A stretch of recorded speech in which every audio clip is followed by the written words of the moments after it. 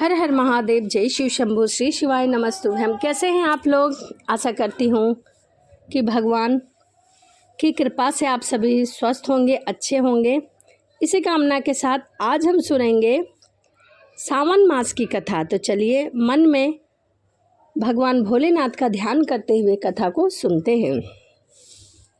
किसी नगर में एक साहूकार रहता था, जिसके घर में धन ध्यान की कोई भी कमी नहीं थी, परंतु उसे संतान सुख नहीं था। इसीलिए वह बहुत दुखी रहता था, जिस कारण वह बहुत परेशान भी था। पुत्र प्राप्ति की इच्छा से वह सोमवार व्रत भी रखता था और पूरी श्रद्धा से भगवान शिव की पूजा करता था। वह मंदिर भी जाता था, भगवान शिव और पार्वती की आराधना करता था।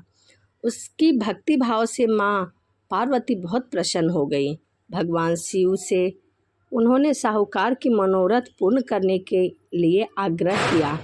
पार्वती की इच्छा सुनकर भगवान शिव ने कहा कि हे पार्वती, इस संसार में हर प्राणी को उसके कर्मों के फल के अनुसार ही फल मिलता है। इसके भाग्य में पुत्र प्राप्ति है ही नहीं, इसे भोगना ही पड़ेगा। लेकिन पार्वती ने साहूकार की भक्ति का मान रखने के लिए उनकी मनोकामना पूर्ण करने के लिए कहा। माता पार्वती भगवान शिव के सामने एकदम जिद पर अड़ गई। माता पार्वती के आग्रह पर भगवान शिव ने साहूकार को पुत्र प्राप्ति का वरदान दिया, लेकिन साथ में यह भी कहा कि इस बालक की उम्र केवल 12 वर्षीय होगी।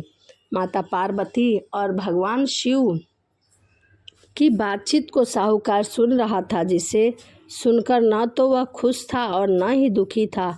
वह पहले की ही तरह शिवजी की पूजा करता था, सोमवार का व्रत रखता, मंदिर जाता। ऐसा करते उसे कुछ समय बीत चुके थे। कुछ समय बाद साहूकार को पुत्र की प्राप्ति हुई। जब वह बालक 11 वर्ष का हुआ तो उसे पढ़ने के लिए काशी उसके मामा के साथ भेज दिया गया। साहूकार ने पुत्र के मामा को बुलाया और उसे सारा धन दिया और कहा कि तुम इस बालक को काशी विद्या प्राप्त करने के लिए ले जाओ और मार्ग में यज्ञ करते हुए जाना। जहाँ भी यज्ञ कराओ, ब्राह्मणों को भोजन करा के दक्षिणा अवश्य देते हुए जाना। दोनों मामा भांजे इस तरह यज्ञ कराते हुए चलते जा रहे थे। यज्ञ कराते ब्राह्मणों को दान दक्षिणा देते थे। इस तरह वह काशी की तरफ चल पड़े।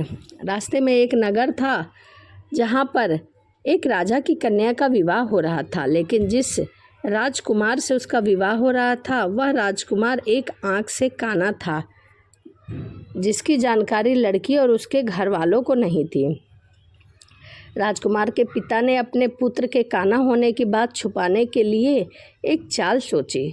साहूकार के पुत्र को देखते ही उसने सोचा कि क्यों ना विवाह इस लड़के के साथ करा दिया जाए। दूल्हा बनाकर राजकुमारी से विवाह करा दिया जाए। विवाह के बाद इसको धन देकर विदा कर दूंगा और राजकुमारी को अपने नगर ले जाऊंगा।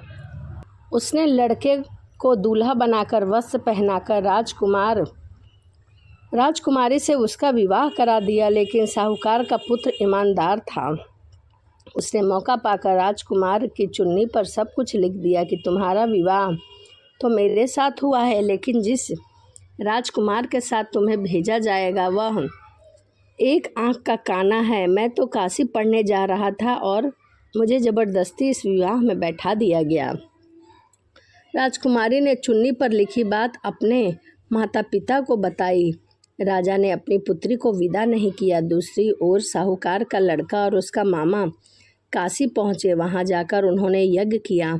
जिस दिन लड़के की आयु 12 वर्ष की हुई, उसी दिन यज्ञ रखा गया। लड़के ने अपने मामा से कहा कि मेरी तबीयत कुछ ठीक नहीं लग रही है। मामा ने कहा कि तुम अंदर जाकर सो जाओ।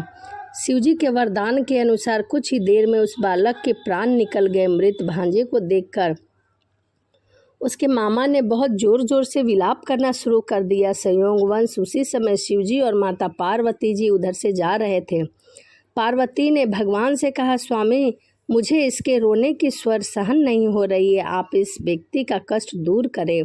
न जाने यह कौन व्यक्ति है। जब शिवजी मृत बालक के समीप गए तो वह बोले कि पार्वती, यह वही साहूकार का पुत्र है। मैंने 12 वर्ष की आयु का वरदान दिया था, अब इसकी आयु पूर्ण हो चुकी है, लेकिन मातृभाव से विभोर माता पार्वती ने कहा कि हे महादेव, आप इस बालक को और आयु देने की कृपा करें, अन्यथा इसके वियोग में इसके माता पिता तड़प तड़प कर मर जाएंगे।